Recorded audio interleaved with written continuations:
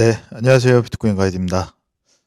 되게 오랜만에 뵙는 것 같아요. 한 3주 마지막 영상 올려드린 지 한 3주 정도 된 것 같고 그동안 좀 제가 개인적으로 준비하고 있는 일들이 있습니다. 그래서 지금 카페 내 운영이랑 같이 하면서 좀 정신이 없었는데 이번 달 드디어 뭐 제 텔레그램 방에 계신 분들이나 아마 분석글 계속 보신 분들은 아시겠지만 우려했던 일이 지금 벌어지고 있습니다.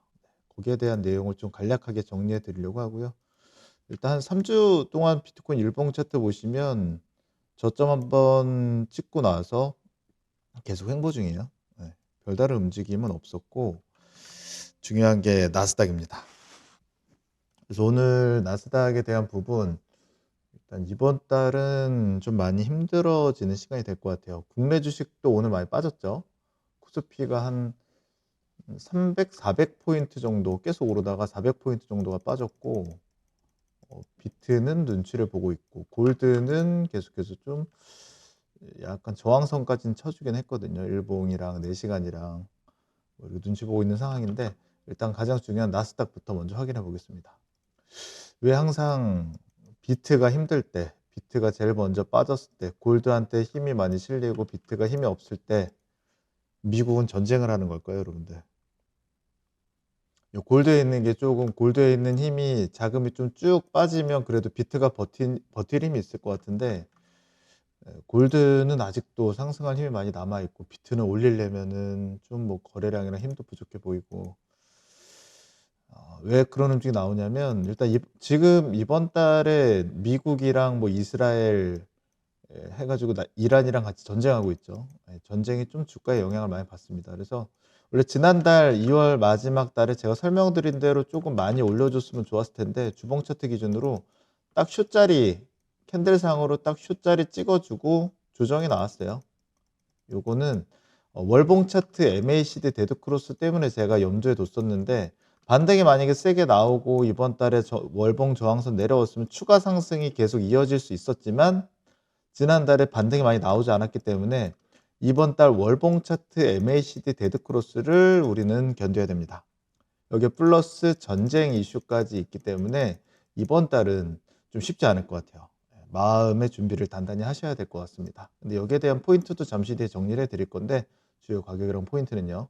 그래서 일단 요 월봉 차트 MACD 데드크로스가 바로 쭉 내려오면 각인이 될 거예요. 그럼 위험 신호는 일단 끝난 건데 이 이후에 반등이 나오게 될지 계속 폭락이 나오게 될지 모르지만 우리가 노리는 자리는 여기서 찍어줬을 때 이런 상승 패턴을 보잖아요. 진입자리. 요런 데서 이제 롱 포지션을 좀 도전해 보기도 하고 흐름을 좀 보는 편인데 일단 월봉 차트 MAC 데드크로스는 큽니다. 그래서 이번 달에 쭉 내려오면 제가 대략적으로 계산해 보니까 22.4K, 2246.9포인트까지 떨어질 수 있고요. 중간에 떨어지거나 횡보하는 경우, 반등이 나오는 경우는 이 월봉 차트 데드크로스는 3월에서 끝나는 게 아니라 4월, 횡보할 때마다 5월까지 연결될 수 있어요. 이번 달에 적당히 내려주고 만약에 22.4K까지 눌러주면 3월 달에 일단 위험 신호는 전부 다 끝나게 되는 겁니다. 전쟁도 좀 빨리 끝나면 뭐 거기 지도자도 죽었다고 하는데 이란에 요거는 좀 지켜봐야 될 것 같고 일단 이번 달은 좋지 않을 것 같아요. 네. 그래서 일단 나스닥은 최대 횡보하는 경우에는 5월 달까지 갈 수 있다. 바로 떨구는 경우에는 각인이 되지만 비트가 여기에 떨궈졌을 때 똑같이 떨궜을 때 비트가 월봉 중앙선이거든요. 비트가 어떤 움직이나 어디까지 떨궈지게 될까가 굉장히 중요한 거겠죠. 맞죠, 여러분들? 그래서 요게 어느 정도 적당히 내려주고 버텨주는지 뚝 떨어지는지 횡보하는지 여부 지켜보시면 됩니다. 네. 오를 수도 있고 내릴 수도 있고 횡보할 수도 있다 아니에요. 전 매일 분석합니다. 여러분들이 못 보셔서 그렇지. 그래서 지금 카페에 있는 분들은 보고 계시고 비트코인 경우에는 나스닥이랑 커플링이 되기 때문에 월봉 차트에서 이미 중앙선을 이탈했어요. 나스닥은 월봉 중앙선 터치 전.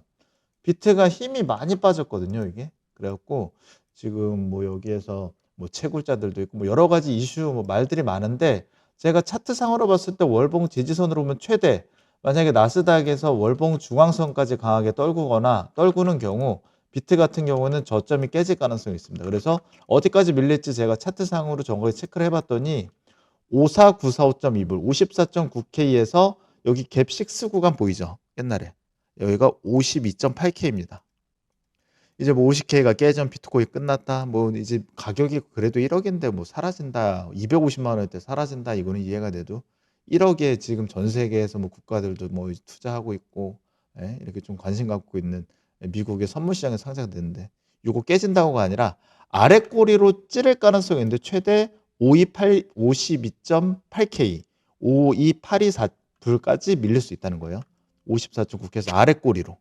뭐 여기서 만약에 찍어준다면 저점이 깨지는 경우 아래 꼬리로 반등이 어느 정도 나오겠죠. 최소한의 반등이 나올 거고, 요건 뭐 반등 먹기 하시는 분들, 뭐 단기 매매 하시는 분들 좋을 거, 뭐 활용하시면 좋을 것 같고요. 떨군다면 나스닥이 저점 깨지는 중앙선까지 내려오는지 체크를 해주시고, 그러면 여기에서 활용을 하시면 됩니다.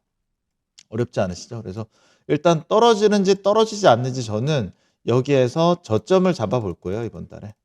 그래서 좀 집중을 해가지고 여기서 다시 저점을 잡아서 비트가 다시 위험 신호, 나스닥에서도 위험 신호가 지났고 전쟁 이슈가 좀 큰데 어떻게 될지 모르겠어요. 근데 결국은 미국에서도 전쟁하고 막 액션 취하고 이러는 게 본인도 뭐 주가 올리기 위해서, 예? 떨굴 사람 떨고 개미도 죽이기가 아닐까 뭐 이런 판단이 되는데 전 세계 멸망을 원하진 않을 거 아니에요, 맞죠? 그래서 여기서부터 시간은 걸리겠지만 제가 예상했었던 건 바로 올릴 경우, 근데 바로 올리지 못했죠. 그래서 4월 이번 달 3월 달은 어느 정도 저점을 깨는지 안 깨는지 여부를 체크해 보고 이후부터 반등은 쭉쭉 올라갈 겁니다. 예.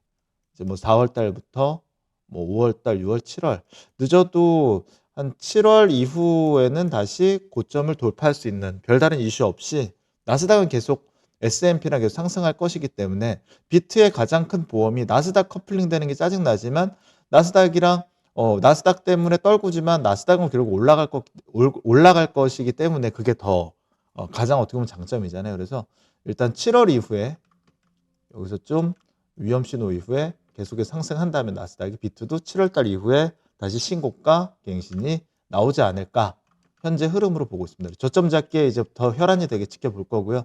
골드에서 힘이 좀 빠져야 되는데 골드가 비트랑 비슷해요. 4시간 차트 중앙선 근처까지 왔고 비트도 4시간 중앙선까지 왔어요. 어제 일봉 저항선 터치했나요? 한번 봐볼게요. 터치 못했네요. 지금 나스닥 골드 같은 경우 일봉 저항선을 또 터치를 해서 제일 유리합니다. 지금 포지션 중에. 그래서 일단 가장적으로 가장 중요한 건 제가 지난 영상부터 계속 설명드렸던 거 골드 설명드린 이유가 여기 골드에 있는 자금이 좀 빠져야, 예? 요게 이제 비트로 만약에 이동을 한다면 비트가 이제 많이 떨어져 있잖아요. 골드는 많이 상승해 있고 비트는 많이 떨어져 있기 때문에 여기 있는 자금들이 일로 오게 되면 비트는 저점이 깨질 확률이 굉장히, 예, 버틸 수 있는 힘이 생기는 거죠. 그럼 여기가 저점이 될 가능성이 높고 나스닥에서도 한 방에 쭉 떨구게 될지 아니면 횡보 우하향으로 떨굴지 반등 주고 떨굴지 중요합니다. 그래서 일단 이번 달은 월봉 차트 MACD 데드크로스를 중심으로 한번 운영 잘 해보도록 할게요. 여기까지 주요 포인트 다 남겨드렸고 이 영상이 여러분들께 조금이라도 도움이 되셨으면 좋겠습니다. 네, 여기까지 시청해주셔서 감사합니다.